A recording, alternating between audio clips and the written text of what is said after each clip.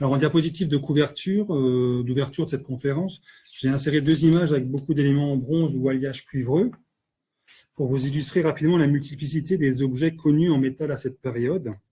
À gauche, les objets issus du dépôt de Nebra, découvert en Saxe et qui contenait un disque en bronze avec la représentation du Soleil, de la Lune et d'étoiles pouvant constituer un premier système calendaire.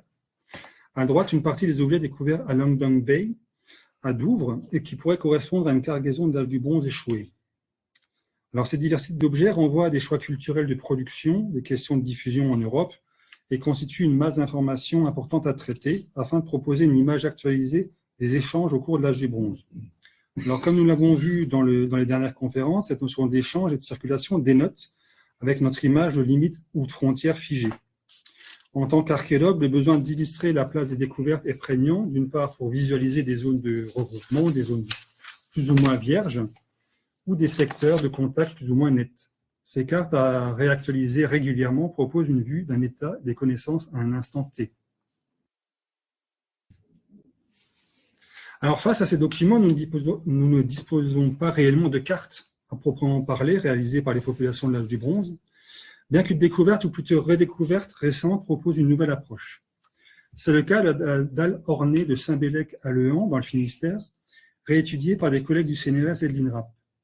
J'évoquerai cette dalle rapidement, mais vous aurez tout à loisir de lire un article consacré à l'étude de cette dalle dans le bulletin de la Société préhistorique française, soit de lire un condensé sur le site de l'INRAP.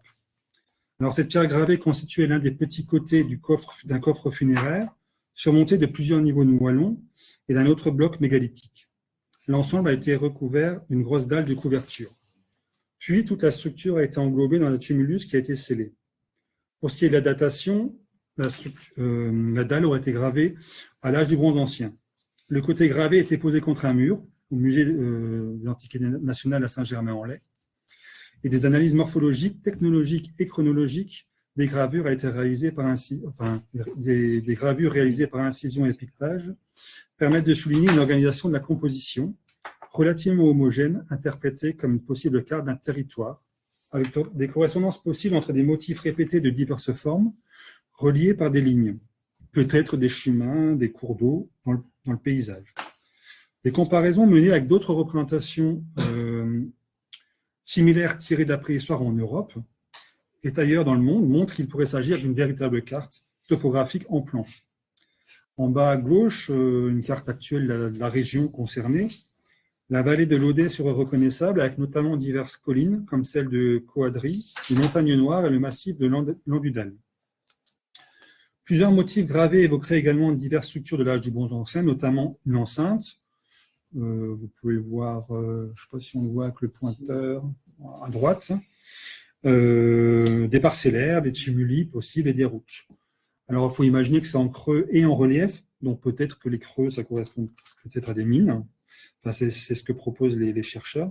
Donc, en fait, c'est un exemplaire rare d'une représentation en 2D, mais en relief tout de même, d'un territoire de l'âge du bronze. Alors, contrairement à d'autres gravures sur roche, on pense bien entendu à celle du Val Camonica. Alors, effectivement, un autre intervenant dans le séminaire avait fait sa thèse aussi dessus. Je crois que c'est de Saulieu, il y avait Geoffroy, et dossier sur ce site. Aucune arme, parce que moi j'ai parlé pas mal de métal et d'armes, n'apparaît sur cette carte. Bon, c'est plutôt logique parce que cette dalle aurait plutôt une valeur cartographique et pas une valeur documentaire. Mais nous aurons l'occasion de reparler d'armes et de poignards qui caractérisent la panoplie funéraire de certaines tombes de cette période et qui renvoient à certaines productions d'Europe centrale. Alors, avant d'entrer dans le vif du sujet et de la problématique, il convient de situer brièvement le cadre chronologique et conceptuel dans lequel s'inscrit la réflexion. Alors, l'âge du bronze européen approximativement compris entre moins 2300 et 800 avant Jésus-Christ et constitue en fait l'un des grands découpages de la protohistoire hérité du système des trois âges formulé au XIXe siècle par Christian Jørgensen Thomsen. Alors, ces classifications fondées sur la nature des matériaux dominants, la pierre, le bronze, le fer, repose sur une lecture technologique et évolutionniste du développement des sociétés humaines. Et si ce modèle a depuis largement été nuancé, il demeure un cadre opératoire pour penser les transformations de longue durée. Alors, cependant, parler d'âge du bronze ne signifie pas seulement désigner une innovation technique. Ce que nous appelons ainsi correspond à une profonde reconfiguration des systèmes économiques, des réseaux d'échange et des hiérarchies sociales à l'échelle européenne. L'introduction et la généralisation du bronze, alliage de cuivre et d'étain, implique en effet la mise en relation des territoires aux ressources complémentaires. Le cuivre et l'étain ne sont pas répartis uniformément en Europe. Leur exploitation suppose des circulations à moyenne et longue distance. Dès lors, la métallurgie n'est pas seulement une question de production artisanale, elle devient un indicateur privilégié des interactions, des dépendances et des dynamiques territoriales. Alors, la périodisation interne, elle est faite ainsi. On a le bronze ancien, la phase la plus ancienne, de 2300 vers 1650 avant Jésus-Christ, le bronze moyen, qui s'étend jusqu'à 1350 avant Jésus-Christ, le bronze final, jusqu'à 800 avant Jésus-Christ. Donc, cette périodisation permet d'observer sur environ 15 siècles l'intensification de la structuration progressive de ces réseaux, donc d'échanges.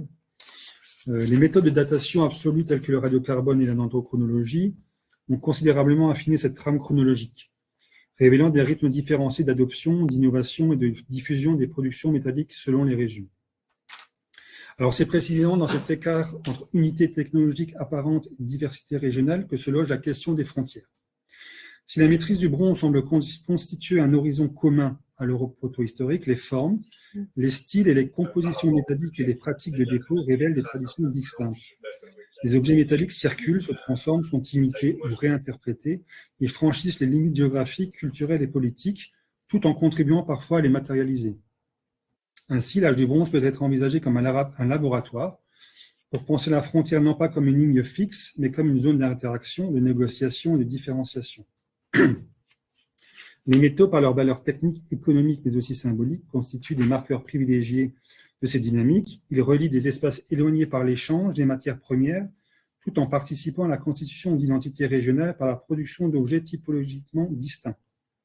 Autrement dit, loin d'être une simple période définie par un progrès technique, l'âge du bronze apparaît comme un moment charnière, où la circulation des métaux contribue à redessiner les cartes sociales et territoriales de l'Europe proto-historique. Alors, c'est cette tension entre circulation, délimitation, entre connectivité et différenciation que nous vous proposons d'examiner aujourd'hui. Alors, je parlerai à la fois de l'emploi du cuivre au néolithique, puis du passage au bronze, avec l'introduction de l'étain, puis j'aborderai la question des dépôts et des provenances du métal avec un exemple concret pour élargir sur ce phénomène et son application sur l'analyse des possibles frontières. Alors, des exemples de l'emploi précoce du cuivre sont connus en Alsace, comme par exemple les perles du site de Colmar, ou les fragments de cuivre d'Egbersheim, dans le Bas-Rhin, accompagnés de petits creusets. Alors pour le site de Colmar, en fait, c'est un site assez classique, entre guillemets, du néolithique alsacien, du Michelsberg, et donc on a pas mal de silos de conservation de grains, mais souvent accompagnés d'inhumations dans ces silos. Alors justement, la problématique, c'est que les inhumés sont inhumés dans des positions assez standards, accroupis, le visage tourné selon des orientations assez codifiées. Mais il y a une inhumation à Colmar qui reflète un rite différent, avec un individu en position non conventionnelle, accompagné d'un collier de perles en cuivre qui pose de nombreux problèmes d'interprétation. Alors ici, on a du métal, et la question de la fonction de ces colliers est à nos yeux assez insoluble. Il peut s'agir d'objets de prestige, destinés à l'affichage social, mais peut-être également, en suivant une piste ouverte, une monnaie primitive utilisée comme moyen d'échange dans le cadre de transactions sociales. Donc ça, c'est des théories qui ont été émises dès les années 70. Alors ces perles ont été réalisées dans une matière première exogène, dont les centres de production sont, selon toute probabilité, localisés dans les Alpes autrichiennes et ont été mis en forme selon des techniques bien attestées en Suisse occidentale. Il paraît donc indiscutable qu'il s'agisse là d'objets socialement valorisés. En outre, il est important de souligner que ces colliers de perles en cuivre sont connus dans d'autres régions, et dans la région d'origine, uniquement connus sous forme de dépôts isolés, contrairement ici à l'association avec un défunt. Par contre, ils n'interviennent jamais dans la composition, comme je viens de le dire, de mobilier funéraire. Alors, il y a un autre exemple d'objet en cuivre en Alsace, connu à peu près pour le 4e millénaire à Egbersheim, donc sur un site multiphasé où il y a des occupations du néolithique, l'âge du bronze, l'âge du fer et de l'époque gallo-romaine. On a un habitat néolithique qui rassemble 14 fosses de stockage qui correspondent à une unité d'habitation. Alors, 2 fosses ont été réutilisées comme dépotoirs et ont livré d'importants témoins d'activité métallurgique. Alors, vous verrez, important, c'est ce qu'il y a essentiellement sur la photo de droite. Donc, ça ne paraît pas énorme, mais pour cette période-là, ça l'est. Vu que cette fosse, en fait, a livré 5 fragments de creuset et un morceau de cuivre de forme quadrangulaire, peut-être un pseudo-lingot, qui se rapporte à aucun type d'objet connu vraiment à cette période-là. Donc, ça pourrait être un élément de matière première, peut-être justement un fragment de barre de métal, évoquant les lingots en baguette de certaines perles, comme à Colmar ou de sites suisses. Alors, le fragment de cuivre et les gouttelettes de métal qui sont également analysées dans les creusets portent la même signature chimique que la plupart des objets en cuivre du 4e millénaire découverts au nord des Alpes. Alors, ils ont la particularité d'avoir un taux d'arsenic supérieur à 0,1%, alors 0,4 ici, et ces taux qui en fait caractérisent un type de cuivre spécifique extrait des préalpes autrichiennes que les spécialistes désignent sous le nom de cuivre du type Monzé. Et la découverte d'Egversheim appuie la thèse d'une production indigène d'objets en cuivre dans cette culture du Münzingen, selon des modalités sensiblement identiques à celles caractérisées, par exemple, dans la culture de Pfun, donc là c'est en Suisse, près du lac de Zurich. Alors, c'est-à-dire une métallurgie limitée à la refonte d'une matière première exogène, déjà transformée une première fois et circulant sous la forme de lingots. Alors, pour ce qui est de la matière première cuivre, alors les formations géologiques affleurant en surface ou en fuite, en profondeur, peuvent renfermer des teneurs variables de ce métal. Alors, ces concentrations résultent de processus géodynamiques spécifiques. Sous l'effet combiné de la pression et de la température, des fluides circulent au sein de magma, puis migrent vers la croûte continentale. Cette dynamique favorise la cristallisation et la concentration d'éléments métalliques au sein de filons minéralisés susceptibles d'être exploités. Parmi les principaux minerais de cuivre figurent notamment la chalcopyrite, la malachite et l'azurite. Ces différents minerais, parfois associés, ont été exploités et transformés par les sociétés anciennes qui peuvent en combiner les propriétés selon les besoins techniques. Alors, à l'échelle européenne, les premières grandes productions de cuivre semblent avoir été alimentées par des ressources des Carpates, avant que des exploitations plus proches des zones de consommation ne prennent progressivement le relais. Alors, en France actuelle, on a de nombreux gisements de cuivre localisés dans le sud du Massif central, les Alpes, les Pyrénées ou encore les Cévennes. Certaines exploitations sont attestées dès la toute fin du 4e millénaire avant notre ère, comme à Cabrières dans l'Hérault. Le traitement du minerai s'effectuait ensuite dans des ateliers spécialisés, par exemple à la capitale du Broum, à proximité des zones d'extraction. Les techniques métallurgiques de cette période demeurent relativement simples et les rendements restent modestes.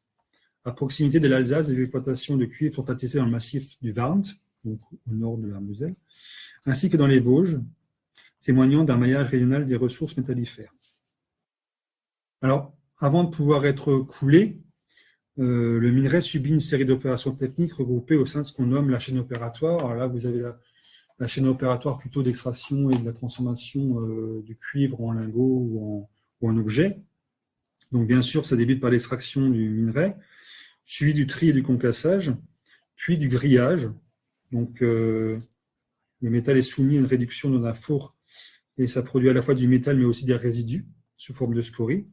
On obtient alors des masses métalliques brutes, des billes, des pains ou des petits lingots destinés à être retravaillés pour fabriquer des objets finis.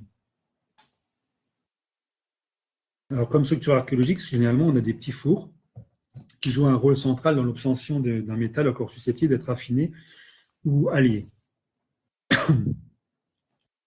Alors, l'étain, c'est un composant indispensable à l'élaboration du bronze et il faisait l'objet de circulation à longue distance dès le 3e millénaire avant Jésus-Christ, notamment vers l'Anatolie depuis l'Asie centrale. Alors, en Europe septentrionale, les zones d'extraction sont connues en Cornouailles, dans le sud-ouest de l'Angleterre, ainsi que dans les monts métallifères, ce qu'on appelle le Erzgebirge, à la frontière de l'Allemagne et de la République tchèque. Dans l'espace français, la Bretagne constitue l'un des rares secteurs riches en étain, ressource qui jouera un rôle économique important dans la durée. Alors, il y a une dissymétrie géologique cette dissymétrie a profondément structuré les réseaux d'échange de la protohistoire et constitue aujourd'hui un observatoire privilégié pour réfléchir sur cette question des frontières économiques et culturelles de l'âge de bronze en Europe.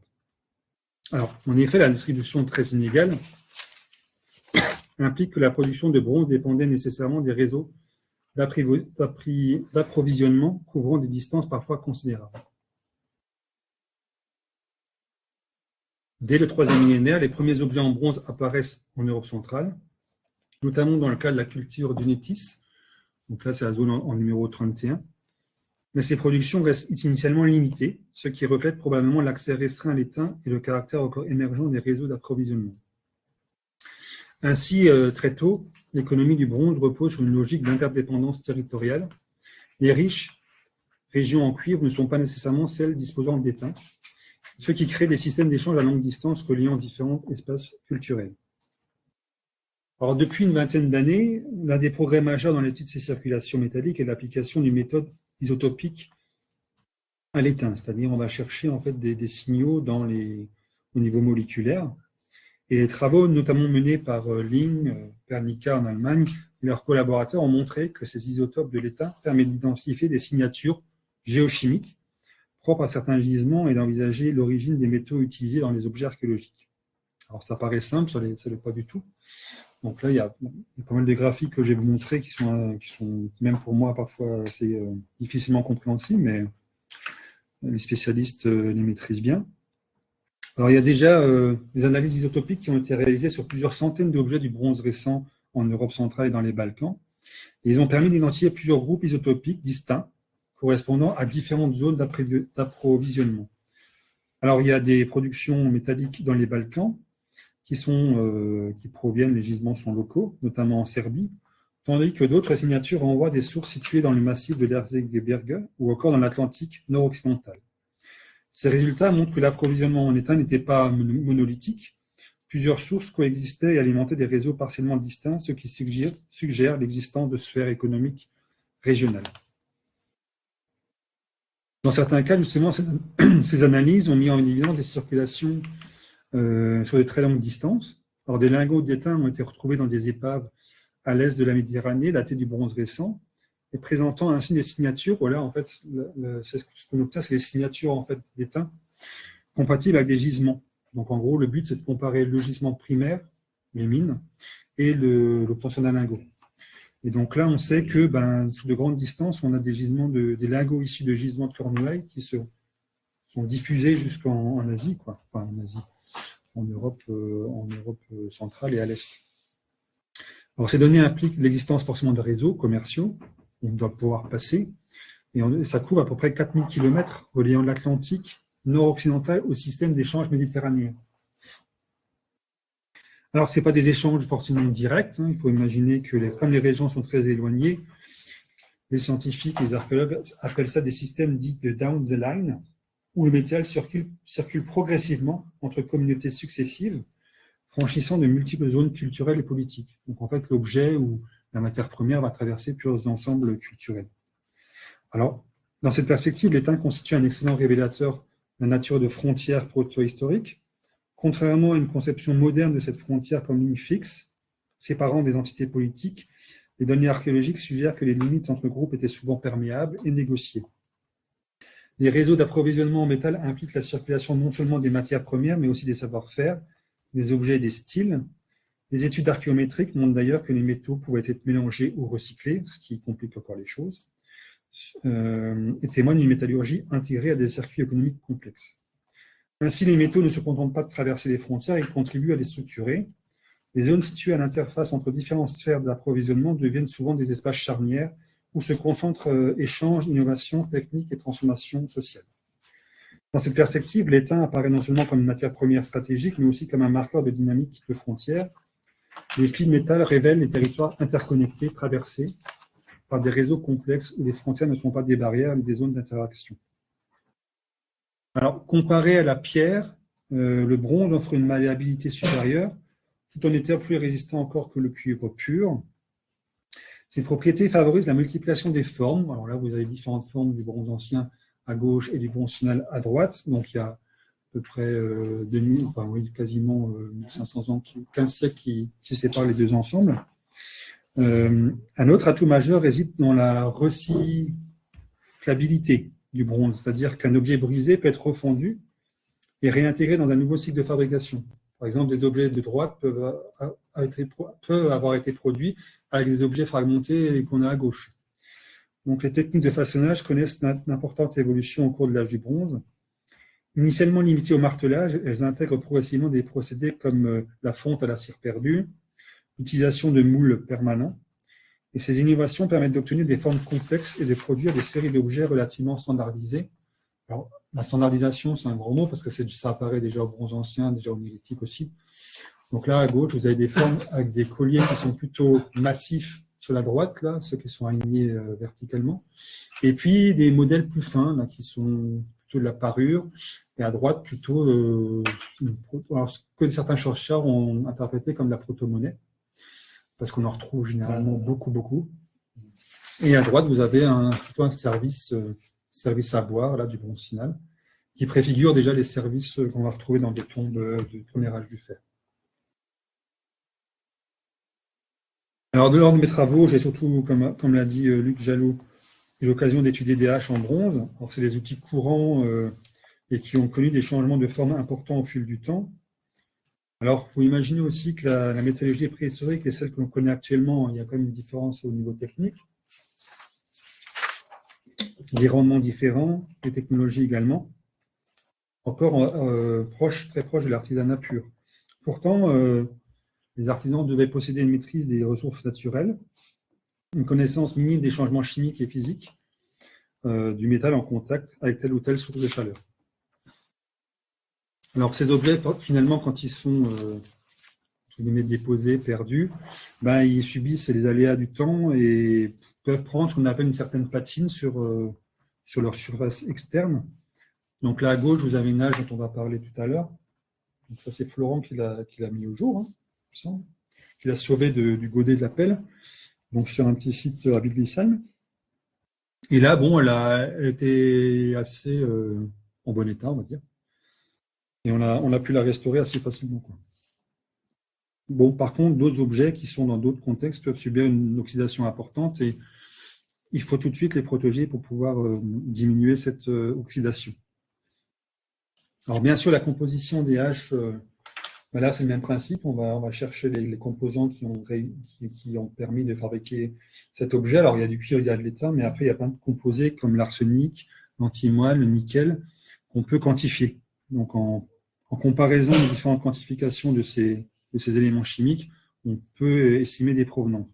Donc là, ça a été commencé à Stuttgart, en Allemagne, par des chercheurs dans les années 60, Junghaus et Zonnmeister, dont on utilise encore un peu les travaux, mais finalement, maintenant, il y a un gros laboratoire à Mannheim, en Allemagne, qui procède à ces analyses-là, et généralement, les laboratoires qui font des analyses préfèrent engendrer leurs propres données.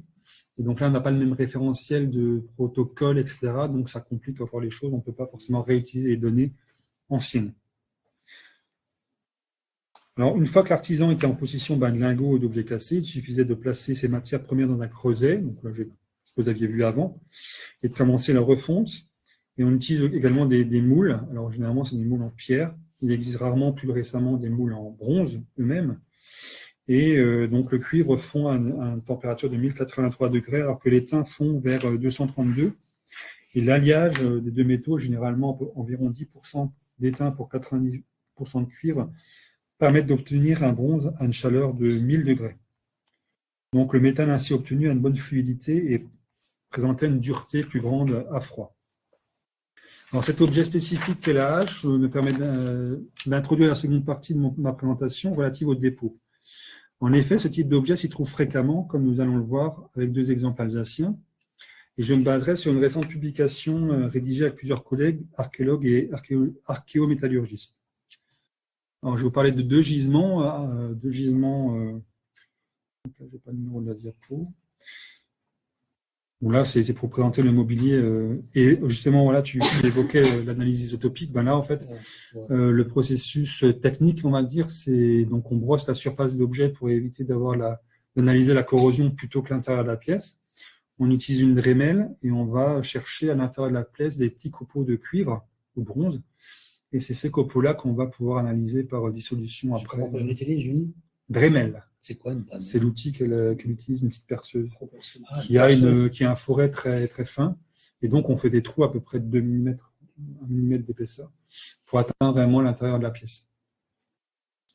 C'est un instrument de dentiste. Oui, c'est ça. Ou de bricoleur, maquettiste. Ouais. Donc là, les deux gisements, sous la carte de gauche, ils sont situés dans le Bas-Rhin, ils sont assez proches. Donc à Orfelden et à Wilvisheim. Donc moi, je vous parlais d'abord du site d'Orfelden, où vous avez le plan à droite, fouillé en 2022 par Archéologie Alsace. Donc on a des occupations sur 3,4 hectares qui s'étendent du néolithique ancien à la période gallo-romaine. Alors c'est surtout au diagnostic qu'on a retrouvé les objets dont je vais vous parler. Donc on peut considérer que c'est un dépôt de bronze de l'âge du bronze moyen, début de l'âge du bronze moyen. Mais les informations contexte précises du contexte manquent parce que, comme souvent, là, ça a été trouvé lors du décapage. Donc c'est surtout les fouilleurs qui s'en sont rendus compte. Et le dépôt a été un peu perturbé, donc on n'a pas l'état clairement lors de la phase du dépôt. Alors il y avait un petit objet en silex qui présentait une trace d'oxydation verte. Et en fait, le dépôt a été déposé sur une sépulture plus ancienne du néolithique. Et donc, alors, est-ce que les populations de l'âge du bronze connaissaient la présence de cette sépulture et ils ont sciemment déposé leurs objets là? Ça, on ne pourra pas trop le dire, mais c'est quand même une coïncidence assez bizarre. Alors, il n'y a pas de mobilier d'âge du bronze sur ce site. Donc, on a trouvé 4 fragments de lingots de cuivre, grâce aussi au passage systématique du détecteur à métaux. Donc, ça se situait aussi à 12 mètres de ce dépôt initial. Et il est possible que ces éléments soient déplacés par les labours, les travaux agricoles plus récents. Donc, le dépôt, il est constitué d'au moins 10 objets. Donc, il y a plusieurs catégories. Nous, on parle de catégories fonctionnelles en archéologie, c'est-à-dire tout simplement les objets de parure, les outils, les haches, et là, des lingots de cuivre. Donc, on a qualifié ce dépôt d'un peu complexe, parce que ce n'est pas un dépôt avec un seul objet, ce n'est pas un dépôt de 2 objets, mais il y a plusieurs catégories et aussi de la matière première. Donc, la parure, vous l'avez à gauche.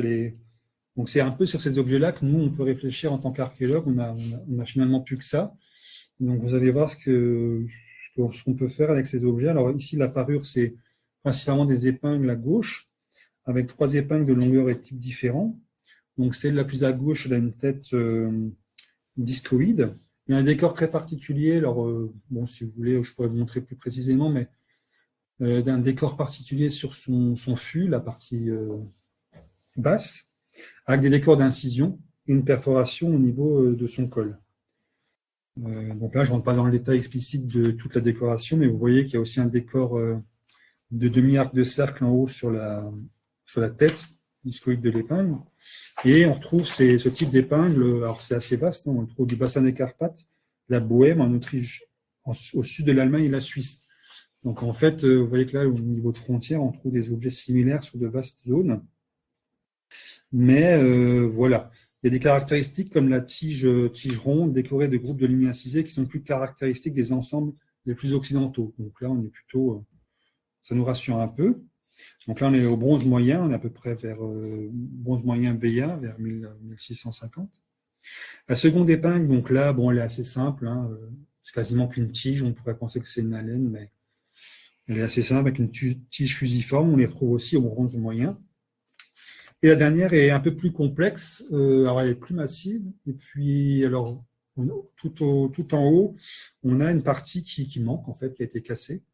Et en faisant des comparaisons et en lisant la littérature, ça correspond. Alors, en archéologie, on donne des types éponymes, c'est-à-dire que généralement, le site qui a livré le plus de ces objets-là, on appelle du type Parstal. Donc, c'est un peu barbare, mais c'est un site bavarois daté du bronze moyen et qui porte, alors toutes ces épingles, elles portent ce même décor de pointillés sur le fût. Et là, généralement, le haut de l'épingle est perforé.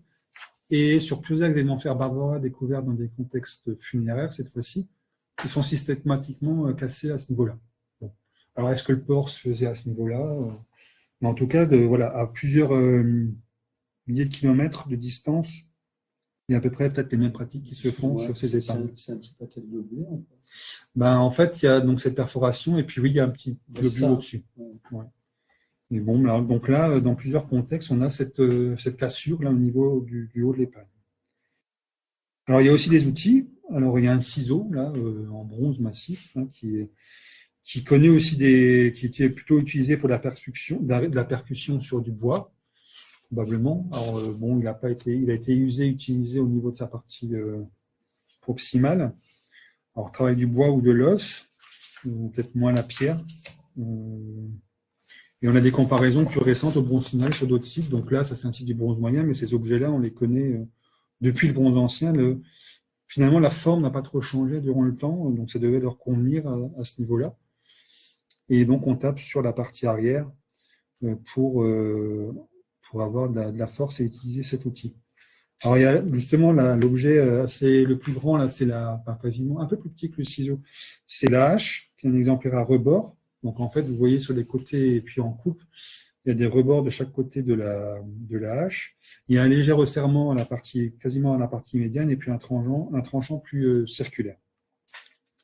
Alors, ça se rapproche d'exemplaires typiques qui s'appellent Erbrechtingen, mais d'autres exemplaires qui s'appellent du type de Grenchen. Donc, on n'a pas pu vraiment séparer typologiquement la chose, mais en tout cas, chronologiquement, ça correspond au bronze BC, donc à la transition du bronze moyen, vers 1500. Alors, si on passe au lingot, voilà, ça ressemble. Les lingots, là, à gauche. Donc, ils ont des masses diverses. Alors, il y a aussi des lingots qui sont découpés. Hein. Il y a des sections plutôt planes, des sections plutôt plano-convexes. Et il y a une faible microporosité de la surface et peu de vacuoles. Donc, ils sont prêts à être utilisés, en fait. Et il n'y a pas eu de traces de gouttelettes sur le site, donc ils étaient peut-être prêts à être refondus. Alors, peu de temps après la découverte de ce premier site, donc voilà, vous avez un peu les comparaisons. Donc, nous, on n'utilise pas puisqu'on appelle des catalogues, mais là, c'est une thèse d'une collègue suisse de 2000 qui a répertorié, classé typologiquement les objets. Et donc, vous voyez, il y a deux types différents et on se retrouve c'est un mix un peu entre ces deux types. Donc, il y a des petits débats comme ça entre spécialistes où certains sont persuadés que c'est ce type-là, d'autres types. Donc, nous, on a choisi la subtilité, on est entre les deux. C'est pas. Donc, voilà, ça, c'était les lingots, un peu de plus près. Et puis, voilà, donc, sur le dépôt d'Orfelden, parce que finalement, on peut considérer que c'est un dépôt. Donc, sur le site de Wilvisheim, donc à 3 km du premier site d'Orfelden. Donc, la fouille a mis en évidence plusieurs occupations également. Et là, on a de rares tessons découvertes en position résiduelle, c'est-à-dire dans des structures plus récentes du bronze ancien moyen. Et cette hache, un alliage cuivreux, mise au jour lors du décapage à la base d'une petite fosse. Donc bon, c'est assez intéressant, on ne l'a pas trouvé comme ça, perdu dans les labours. Il y a quand même une légère coloration du sol qui fait penser qu'il y a une fosse. Et donc, peut-être qu'elle a été déposée à un moment T dans cette fosse. Mais il n'y a pas de contenant, elle a été découverte toute seule, pas d'association non plus, mais finalement, la tendance fait que maintenant les spécialistes s'accordent pour appeler, on peut aussi appeler un dépôt singulier, c'est quand il n'y a qu'un objet, et des dépôts pluriels quand il y en a plusieurs. En tout cas, ce n'est pas quelque chose de détritique, parce que bon, elle n'est pas cassée, elle n'est pas liée à une sépulture non plus ou à un contexte bien déterminé. Donc elle est bien conservée. Elle a été restaurée, là c'est après restauration, donc elle est jolie. Mais on peut encore voir des traces sur les différents tranchants, ce qui nous fait dire qu'elle a quand même été utilisée. Il n'y a pas que des traces du godet de la pelle, il y a aussi des traces anciennes. Et il y a aussi, par exemple, en haut, sur l'emmanchement, ce qu'on appelle l'emmanchement, c'est la partie la plus longue, où était emmanché l'objet. On voit encore une bulle d'air au niveau certainement de la zone haute où on coulait effectivement le bronze. Alors le type, voilà, c'est nouveau un nom un peu bizarre, c'est Langquaid, c'est une localité. Hein. Alors le type est déjà connu depuis les années 1950, donc il y a un spécialiste, Holst, qui a remarqué qu'il y a un grand nombre de CH là qui étaient connus justement à la fin du bronze ancien. Et donc c'est une variante qui est vraiment connue dans l'est de la France, la Suisse centrale et orientale, le bassin du Rhin moyen, le haut du Danube et l'Allemagne du sud-ouest. Donc c'est vraiment une grosse zone où on utilisait CH. Alors là, on est aux alentours de 1600, donc on est à peu près légèrement plus ancien que le site d'Orfelden. Alors ça a motivé un travail un peu collectif sur ces objets, c'est-à-dire que on a fait des analyses chimiques cette fois-ci, on a prélevé. Donc en fait, le trou d'analyse, il est à peu près cette taille-là.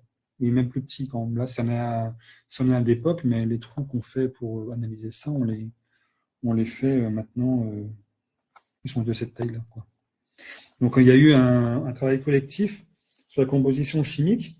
Et là, on nous a mis une carte de densité. Enfin, densité, c'est chronologiquement tous les dépôts qui sont connus, de part et d'autre du Rhin, du Bronze ancien jusqu'au milieu du Bronze final. Donc, vous voyez que. C'est la vallée du Songo. Alors, tout au sud, oui, c'est le coude du Rhin, là, à Bâle. Ouais. Donc, il y a une forte concentration. Donc, là, c'est la zone de passage appropriée qui vient du Danube. Donc là, on est au débouché du Rhin, c'est une zone de confluence d'interfluves. Donc là, on est vraiment à la zone de passage, ce qui explique certainement la présence plus dense de dépôts. Et puis tout au nord, vous voyez que il n'y a pas forcément beaucoup de dépôts, mais ils sont espacés assez régulièrement donc, sur le territoire. Donc au plus au nord, Noorfelden, et puis tout au nord, les sites allemands, là, j'arrive pas à lire. Neuroth. Ça. Alors, bon, effectivement, donc on a analysé un peu tous ces objets. Et bon, on disposait de peu d'éléments en fait pour cette période-là. Je vous ai parlé des anciennes analyses années 60, 68, 74 des Allemands. Mais c'est récemment, dans le cadre du PCR justement consacré aux nécropoles de Haguenau, qu'on a fait de nouvelles analyses sur les objets. Et donc, on était vraiment bien parti pour comparer plusieurs objets. Alors, il y a 2 haches du dépôt du col du Bonhomme. Donc là, c'est le col qui se situe au sud-ouest de Ribeauvillé, là, où pareil, un dépôt a été trouvé anciennement et avec des haches du même type que Wilvisheim, donc Lanquaid. Donc, on a fait plusieurs analyses isotopiques avec une collègue, Cécile de Carlier de Verjus, qui est à Rennes. Et donc, on a, voilà, c'est ça. Donc un lieu de passage, comme à Oberaslar, où c'est en fond de vallée, et Orfelden, c'est le long de la Zorn. Wilvisheim, du coup, le collègue a oublié Wilvisheim.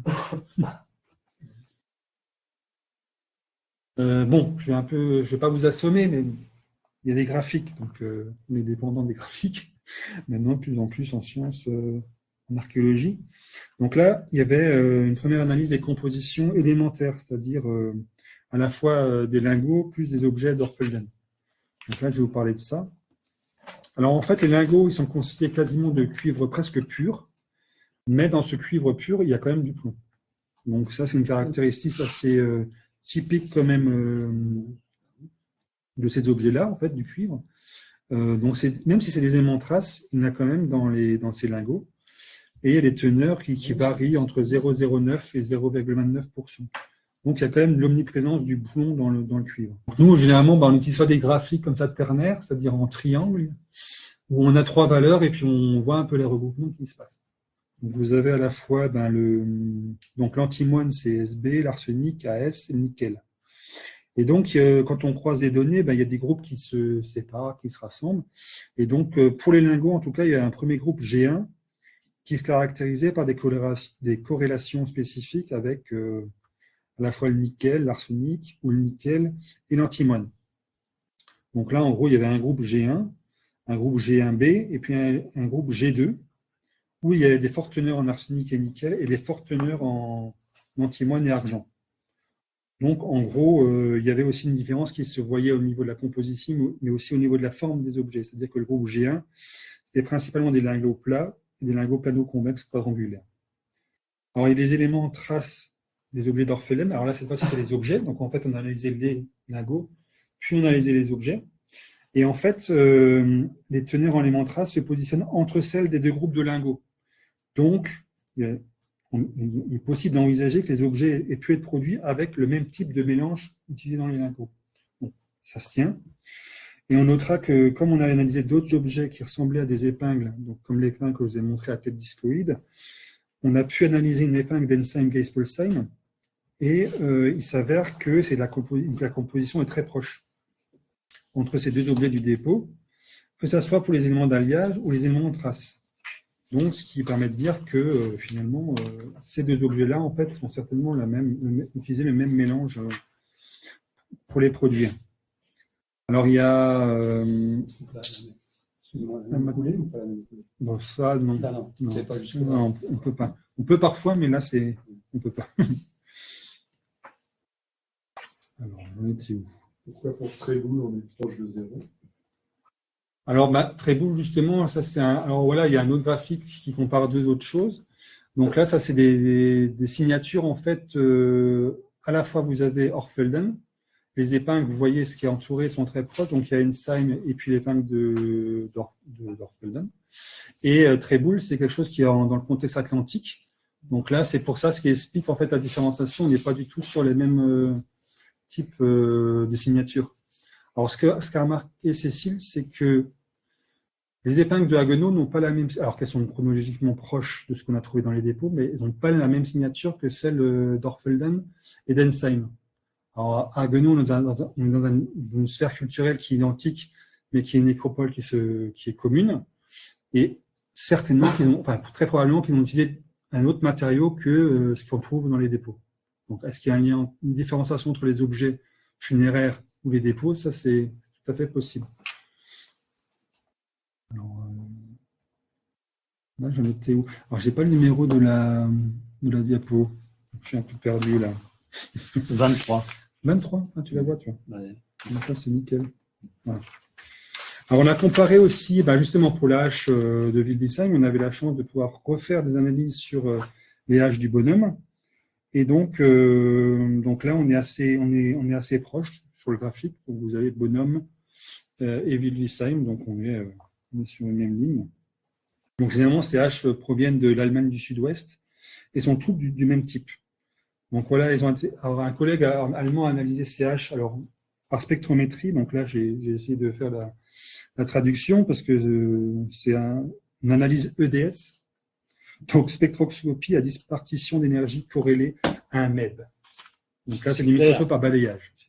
En gros, c'est un MEB amélioré où on peut tout de suite analyser avec le microscope la composition chimique. Un microscope à balayage électronique. Ah, merci. Donc, on peut faire directement une analyse à partir de l'observation directe visuelle, quoi. On sait exactement qu'est-ce qu'on cherche.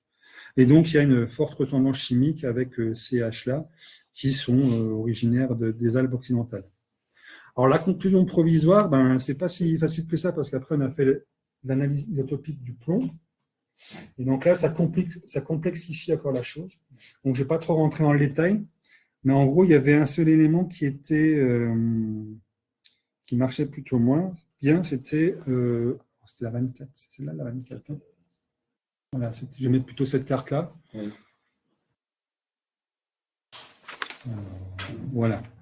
Donc, en fait, il y avait un lingot, il n'y avait pas trop de discussion. Il correspondait au domaine du Mitterberg. Donc là, c'était, je l'ai mis 31. Ça, numéro 31, c'est cette zone-là. Et donc là, on est à peu près sûr que ça vient de cette zone-là d'Europe. Après, il y a un autre lingot qui est très proche d'une composition d'un dépôt de Moriken-Wildegg en Suisse, qui lui contenait du cuivre de Chypre. Donc là, vous voyez que c'est encore un peu plus compliqué. Et pour les autres objets, plusieurs provenances sont possibles. Il n'est pas aisé de trancher. Donc en fait, pour éviter de raconter des bêtises, on se mouille pas trop. Et pour les isotopes, en tout cas, c'est très compliqué. Alors justement, l'article des collègues suisses, donc eux ont fouillé donc ça c'est dans Antiquity. Ils ont fouillé un site suite d'habitat, mais ils ont trouvé beaucoup d'éléments, donc soit des petites chutes de bronze, soit voilà un poignard, des restes d'épingles, tout ça peut être destiné à la refonte. Hein. Donc ils ont fait un graphique également en haut, qui est un peu petit, mais il y a au moins un ensemble qui se rapproche des choses de l'épave, toujours à ce nom complexe, Lubrum. Et donc, ils ont 3 groupes de compositions chimiques, dont une qui vient de ce coin-là. Donc là, on serait le deuxième site où on voit cette composition-là. Alors, pour dézoomer un peu sur ce phénomène de dépôt, je vous ai mis différentes cartes d'une publication récente, là, 2025, donc une synthèse sur l'âge du bronze, coordonnée par Cyril Marcini et Mordant, où justement on utilise toujours cet outil cartographique, hein, où on représente un peu des points sur des cartes pour avoir des densités. Et de la période la plus ancienne jusqu'à la période la plus récente, les le nombre de dépôts et puis leur répartition spatiale un peu en France. Alors, c'est dommage, sur la carte de droite, l'Alsace n'a pas été cartographiée. Et puis midi n'est pas complet. Voilà. Il y a certainement des choses qui manquent. Alors, en effet, ces dépôts d'objets métalliques, donc là, je suis à 26, ouais. Ces objets métalliques constituent l'un des phénomènes les plus caractéristiques de l'âge du bronze. Alors bon, pour certains collègues, je vais faire des redites parce que dépôt, au bout d'un moment, certains collègues, on a un peu marre d'entendre des dépôts, mais c'est quand même un des thèmes favoris des collègues bronziers. Alors généralement, ils sont découverts hors contexte d'habitat ou de sépulture. Ils posent depuis longtemps la question de leur interprétation. Alors, qu'est-ce que c'est? Est-ce que c'est des réserves de métal, des caches d'artisans, des offrandes rituelles ou du geste symbolique? Bon, de nombreux chercheurs ont travaillé sur le sujet, mais les travaux de Muriel Mélin pour la France, David Fongin pour les Pays-Bas et Richard Bradley pour l'Angleterre ont alimenté le débat. Et en fait, je vais vous présenter les trois principaux travaux de ces chercheurs-là, et puis on fera une petite synthèse. Donc pour le premier, ces travaux adoptent des approches différentes. Alors Richard Bradley, c'est un Anglais, propose une lecture anthropologique centrée sur le paysage. David Fongin, c'est un Hollandais, développe une analyse biographique et rituelle des objets, tandis que Muriel Mélin privilégie une approche statistique et spatiale fondée sur un corpus national. Donc là, je vous ai mis voilà, le premier, en fait, certaines images de son travail, donc de Richard Bradley, qui considère le paysage en fait comme un espace rituel. Les dépôts doivent être compris dans le cadre d'une géographie rituelle du paysage. Dans ses travaux, notamment comme The Passage of Arms, qui date des années 90, et un ouvrage plus récent, A Geography of Offerings, de 2017, il montre que les dépôts d'objets métalliques sont souvent situés soit dans des lieux liminaires, comme les rivières, les marais, les lacs, les zones de passage, ou les gués, les ponts naturels, les confluences. Ces lieux correspondent à des zones de transition entre différents espaces du paysage. L'auteur s'appuie sur des parallèles ethnographiques. Alors, je ne suis pas allé pour cette conférence à chercher jusque dans sa bibliographie qu'est-ce qu'il avait cité, mais que vous pourrez m'aider, les collègues ethnologues, pour suggérer que ces endroits étaient perçus comme des points de contact entre différents mondes, humains, naturels, surnaturels. Cette approche a contribué à déplacer l'interprétation des dépôts de l'hypothèse principale comme des caches seulement économiques ou des réserves de métal pour des offrandes intentionnelles intégrées à un système symbolique lié au paysage. Alors, du coup, moi, je vous ai mis une autre carte à droite, issue d'un travail de Pinègre et de Gauthier, qui a été republié en anglais l'année dernière. Donc, un gros travail sur la zone de Salins, en fait, dans le Jura, où on a profusion de tous les ans, on retrouve un nouveau dépôt parce qu'ils cherchent, parce qu'il y a des prospecteurs. Et donc, eux ont fait un travail de cartographie, de visibilité aussi. Alors, ça, c'est une nouvelle approche comme les archéologues avec les systèmes d'information géographique, ce qu'à partir d'un point, on peut voir jusqu'où on voyait d'autres points dans le paysage. C'est-à-dire que sur ces dépôts-là, dans l'article plus récent, ils ont testé pour voir si, par exemple, du gros site du camp du château, qui est le site de hauteur de référence, on pouvait voir tous ces dépôts-là. Alors, effectivement, ça marche plus ou moins.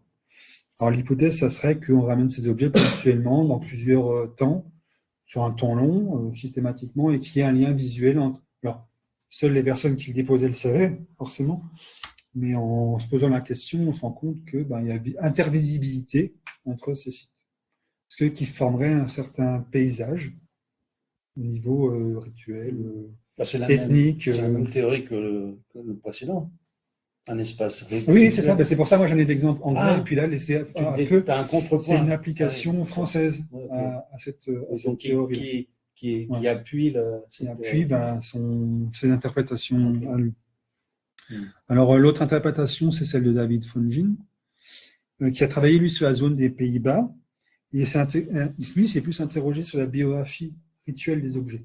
Parce que généralement, au départ, on s'interrogeait surtout à la typologie des objets et de savoir déjà, les dater, les ranger dans les bonnes cases. Et puis, au bout d'un moment, on s'essouffle et puis on dit, finalement, ces objets, ils ont une vie. Donc, il y a des perspectives complémentaires. Alors, son ouvrage date de 2002, Sacrificial Landscape. Et selon lui, les objets métalliques connaissent différentes phases ou cycles de leur production, en passant par la circulation, leur usage et le dépôt final. Parce que finalement, c'est pas l'état le dernier où on les retrouve, ça ne permet pas forcément d'expliquer tout le circuit de production et de redistribution. Donc, pour lui, la déposition constitue la dernière étape d'un cycle social de l'objet. Dans de nombreux cas, les objets sont volontairement brisés, tordus et fragmentés. Donc, ces objets, finalement, ont bien des choses à nous dire. Cette transformation indique que les objets ne sont pas simplement abandonnés, mais rituellement retirés de la circulation sociale. Ainsi, pour cet auteur, les dépôts correspondent à des actes sacrificiels structurés. Les objets deviennent des médiateurs entre les communautés et le paysage. Son analyse montre également que certains lieux de déposition sont utilisés de manière répétée pendant plusieurs générations, ce qui rejoint un peu ce que font Émilie Gauthier, Estelle Gauthier et Jean-François Pinel. Ce qui suggère l'existence de véritables lieux sacrés dans le paysage photohistorique. Parce qu'effectivement, des lieux comme des fleuves ou des marécages, on n'est pas censé y retourner pour les rechercher. Alors enfin, Muriel Mélin suit une approche plus statistique et territoriale, donc là basée plus sur l'analyse d'un corpus quantifié de dépôts en milieu humide. Donc elle a répertorié toutes les découvertes en contexte justement de lacs, cours d'eau, rivières, fleuves, et plus sur la composition des dépôts, donc ce qu'on a vu avant, la parure, les outils, combien il y en a, est-ce qu'on compare tout ça, et la distribution spatiale et les variations chronologiques. Alors l'étude montre que les objets déposés ne sont pas représentatifs de l'ensemble du mobilier métallique. Donc ça aussi, c'est une variable importante, c'est qu'on ne dépose pas tout. Pas tous les mêmes objets synthétiques qu'on ne retrouve que en dépôt, d'autres qu'on ne retrouvera que dans des sépultures. Au contraire, certaines catégories sont privilégiées, comme notamment les haches, les épées, de temps en temps, ou des objets prestigieux, ça dépend de la période. Alors l'apport majeur de son étude est d'avoir démontré qu'à partir d'un large corpus, que les dépôts en milieu humide sont majoritairement intentionnels et qu'ils suivent des logiques spatiales et chronologiques précises. Alors l'importance des cours d'eau comme lieu privilégié de déposition est confirmée, comme pour Bradley. Alors, si on s'intéresse au point de convergence de ces travaux, il ressort que malgré leurs approches différentes, ces trois auteurs convergent sur plusieurs points essentiels. Alors, premièrement, c'est la déposition est un geste intentionnel. Les objets ne sont pas simplement perdus ou cachés, ils font l'objet d'une sélection et parfois d'une transformation préalable. Le paysage joue un rôle central car les dépôts sont fréquemment situés dans les rivières, les zones humides, des lieux de passage. Ces espaces correspondent à des zones liminaires du paysage.